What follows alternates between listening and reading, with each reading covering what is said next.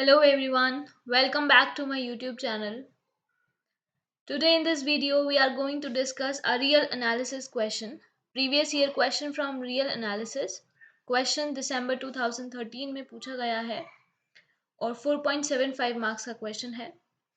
तो क्वेश्चन देखते हैं क्या है. The question is which of the following subsets of R square are uncountable? ये चार सबसेट दे रखे हैं R स्क्वायर के, R2 के, R क्रॉस R के. तो हमें बताना इनमें से कौन से सबसेट्स अनकाउंटेबल होंगे.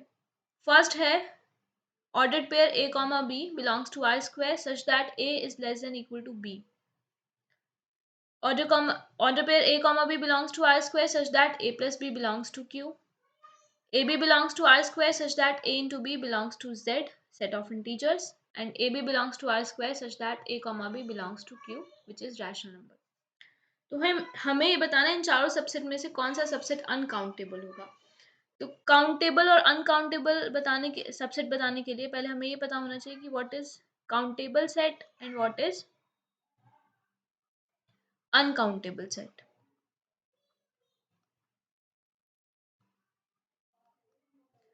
तो काउंटेबल सेट वो होते हैं या तो जो फाइनाइट सेट्स होते हैं वो काउंटेबल होते हैं या फिर जो डी न्यूमरेबल सेट होते हैं वो काउंटेबल होते हैं.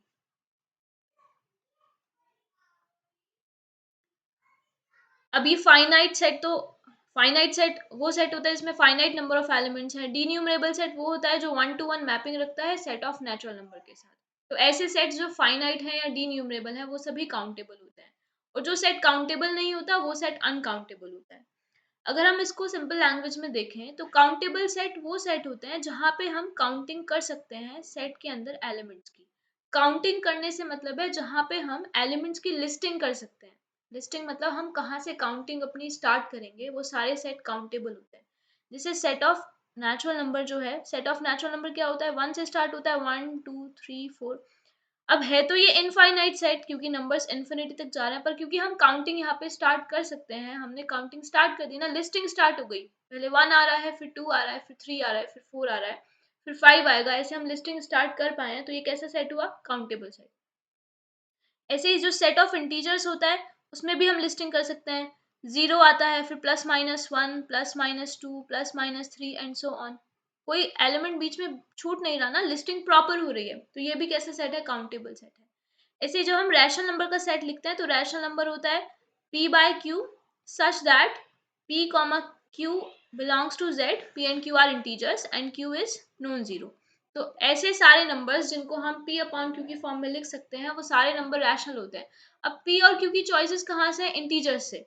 तो p और q हमें इंटीजर्स से लेना है तो पूरा q p अपॉन जो रैशनल नंबर का सेट है वो p अपॉन q की फॉर्म में सारे नंबर्स आ जाएंगे. अब क्योंकि z एक काउंटेबल सेट है और p भी z में बिलोंग कर रहा है, q भी z में बिलोंग कर रहा है, तो p अपॉन q की जितनी भी चॉइसेस होंगी वो कहाँ से आएंगी, z क्रॉस z से. सिर्फ q हमने क्या लेना है, नॉन जीरो इंटीजर्स लेना है क्योंकि जो स्मॉल q की डिनोमिनेटर की वैल्यू वो नॉन जीरो होगी. तो ये सेट जो रैशनल नंबर का सेट है ये भी काउंटेबल होता है और इसमें हम लिस्टिंग भी कर सकते हैं एलिमेंट्स की. लिस्टिंग कैसे कर सकते हैं, हम एक नंबर को फिक्स करके दूसरा नंबर को वेरी करेंगे तो लिस्टिंग हो जाएगी. जैसे अगर हमने p फिक्स कर दिया 0 तो पहला नंबर रैशनल 0 हो जाएगा. अगर हमने p को 1 फिक्स कर दिया तो 1 के अपॉन में हम q को चेंज करते जाएंगे. q इंटीजर है ना, नॉन जीरो इंटीजर, तो पहले q के अपॉन में +-1 ले लिया, उसके बाद q के साथ +-2 ले लिया, 1 के साथ +-3 ले लिया. मतलब हम लिस्टिंग कर पा रहे हैं. तो ये सारे सेट्स कैसे हुए, काउंटेबल सेट. और जो सेट ऑफ इरैशनल नंबर होता है वो अनकाउंटेबल होता है क्योंकि हम वहाँ पे लिस्टिंग नहीं कर पाते, इरैशनल नंबर की लिस्टिंग हम नहीं कर पाते. ऐसे ही set of real number uncountable होता है, वहां पे भी हम लिस्टिंग नहीं कर पाते हैं एलिमेंट्स की क्योंकि हम नहीं बता सकते. अगर हम 0 पहला नंबर लिखेंगे तो 0 के बाद हम क्या नंबर लेंगे, वी डोंट नो, लिस्टिंग हो ही नहीं पा रही है एलिमेंट्स की. तो ये सारे सेट अनकाउंटेबल सेट है. तो अभी हमें काउंटेबल अनकाउंटेबल सेट्स के बारे में पता चल गया. अब हमें ये बताना है इन चारों सेट में से कौन सा सेट कैसा है, अनकाउंटेबल है. तो इसमें देखो फर्स्ट सेट में क्या लिखा है, ऑर्डर्ड पेयर लेना है a comma b. A comma B belong कर रहा है आर स्क्वायर में. इसका मतलब ये है कि ए और बी कैसे नंबर है, रियल नंबर्स हैं. पर हमें वो रियल नंबर्स लेना है such that A is less than equal to B. कौन से रियल नंबर लेना है जिनके लिए ए कैसा है, less than equal to b है.